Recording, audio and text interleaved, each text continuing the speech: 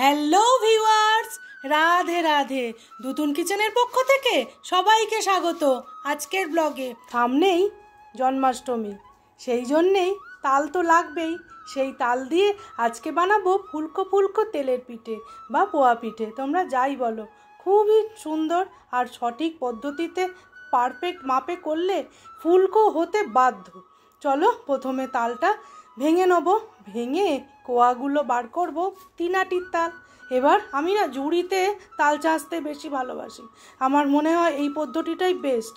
এইভাবে আমি তালের সব কাই বার করে নেব। আজ তালের পোয়া পিঠে বা তেলের পিঠে বানাবো তাল দিয়ে। তার জন্য কি কি লাগছে সব তোমাদের বলে দেবো পারফেক্ট পোয়া পিঠের জন্য। আমি একটা বাটি মাপ করে নিয়েছি, সেই বাটির মাপেই 1 বাটি চিনি, সুজি 1 বাটি, তার সাথে ময়দা 1 বাটি নিয়েছি, কিন্তু এটা 2 বাটি দেবো। তার সাথে তালের পাল্প 1 বাটি। চলো সবগুলো একসাথে মিশিয়ে নেব। এবার একটা জায়গায় ময়দা 1 বাটি দিলাম, আর 1 বাটি দেব। এর সাথেই মাপ করে আর 1 বাটি ময়দা দেব।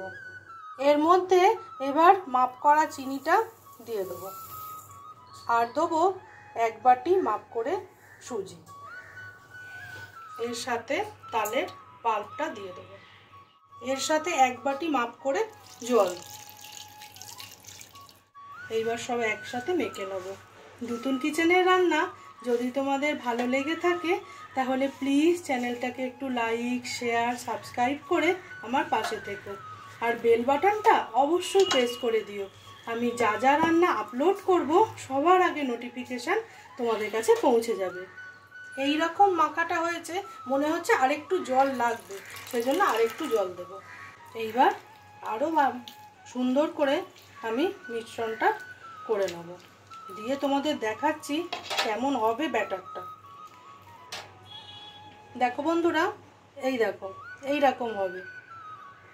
এইবার আমি ভালো করে সব তো মেশানো হয়ে গেছে, আমি 15 মিনিট ঢাকা দিয়ে এই রকমই ছেড়ে দেবো, কারণ এর মধ্যে চিনি আছে, গলে যাবে আর সুজিটা ফুলে যাবে। তারপর পোয়া পিঠে বানাবো। এইবার দেখো বন্ধুরা, 15 মিনিট কি 20 মিনিট হয়েছে এখন ঘড়িতে। আমি এই দেখো সব ফুলে সুন্দর রেডি হয়ে গেছে। তালের পোয়া পিঠেটা যাতে সুন্দর হয় আর দেখতেও যাতে ভালো লাগে, সেই জন্য আমি এইটা নিয়েছি, একটা ডাবু হাতা। এই হাতাটা দিয়ে পারফেক্ট মানে একই সাইজের সব কটা পিঠে তৈরি করব। চলো তাহলে তেলটা গরম বসাবো। তোমরা পারফেক্টভাবে আমার এই পরপর টিপসগুলো ফলো করলে পারফেক্ট হবে একবারে ফুলকো ফুলকো তেলের পিঠে। আর মাপটা কিন্তু একবারে ঠিক রাখতে হবে, মাপটাই হলো মেন। তেলটা গরম হলেই 1 হাতা করে দিয়ে দেবো। লোহার কড়া বসিয়ে দিয়েছি, আর একটু বেশি পরিমাণে আমি রাইস ব্র্যান অয়েল দিয়ে দিয়েছি। তেলটা ভালো করে গরম করতে দেবো।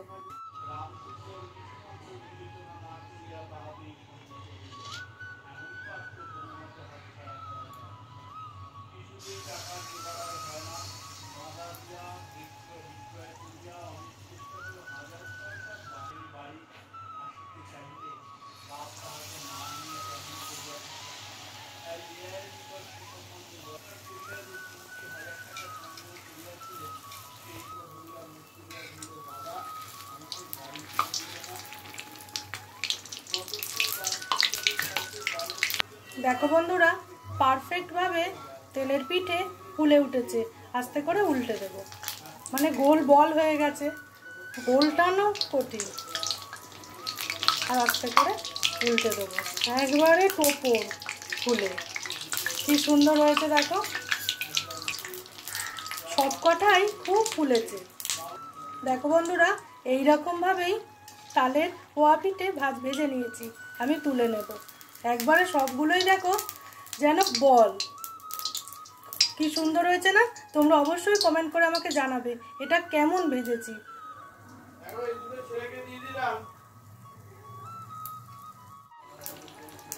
ফুলকো ফুলকো তালের পোয়া পিঠে একদম রেডি।